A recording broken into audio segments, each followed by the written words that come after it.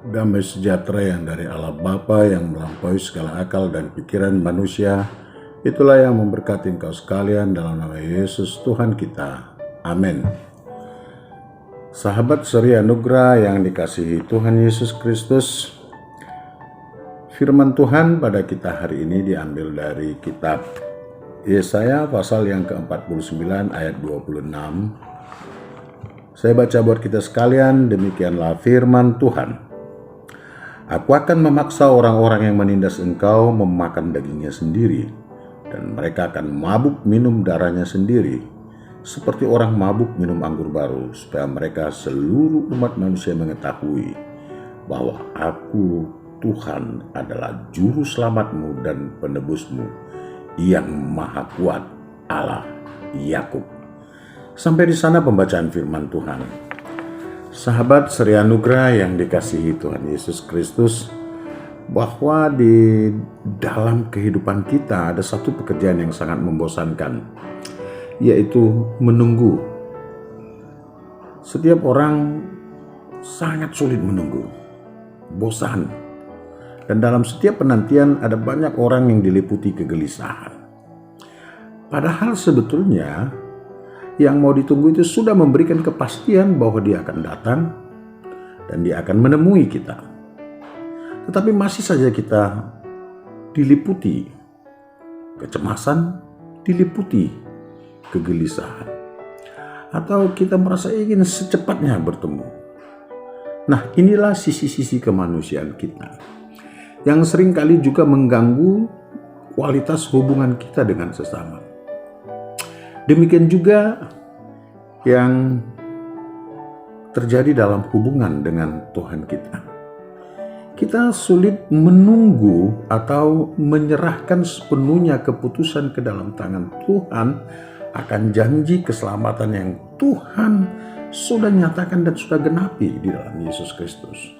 Karena setiap kali kita berdoa, kita mengutarakan apa yang di dalam hati dan pikiran kita mengutarakan kebutuhan kita dan keinginan kita, dan tentu berharap selesai kita berdoa dengan secepatnya Tuhan menyampaikan itu kepada kita. Padahal sebetulnya itu adalah suatu hal yang sangat berbahaya. Bayangkan saudara, begitu engkau mendoakan begitu terjadi, maka apa yang terjadi dalam kehidupan ini? Mungkin kamu akan merasa bahwa Tuhan itu adalah hanya tempat untuk menyediakan kebutuhan kita. Tuhan itu hanya sesuatu yang harus memenuhi keinginan kita. Pada akhirnya dia hanya kita jadikan semacam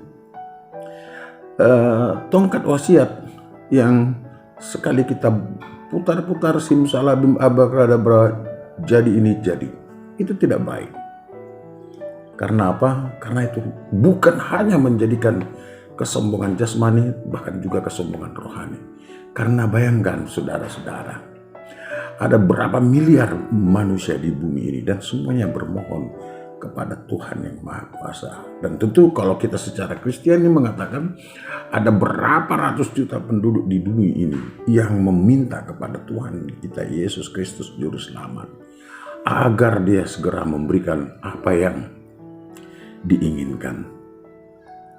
Sosok seperti apa Tuhan itu kira-kira bagi kita?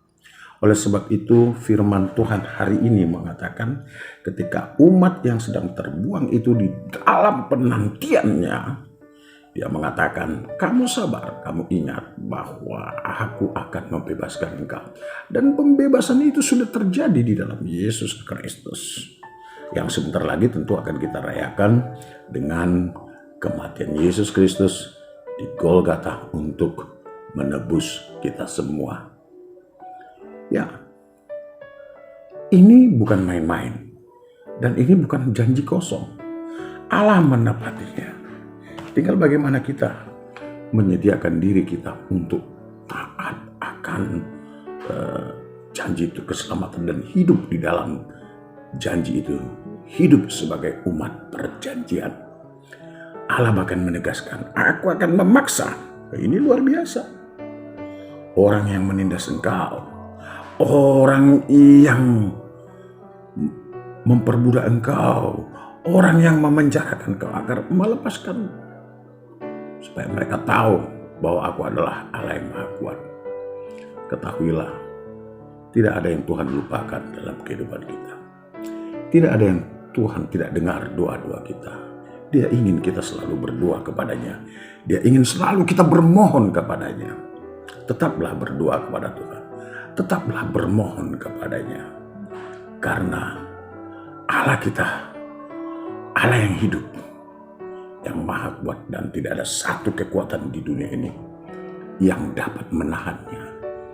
Bahkan kematian pun tidak. Hiduplah sebagai umat perjanjian. Hiduplah sebagai orang yang ditebus. Dan selalu ingat, Tuhan mengasihimu. Yesus mencintaimu. Amin.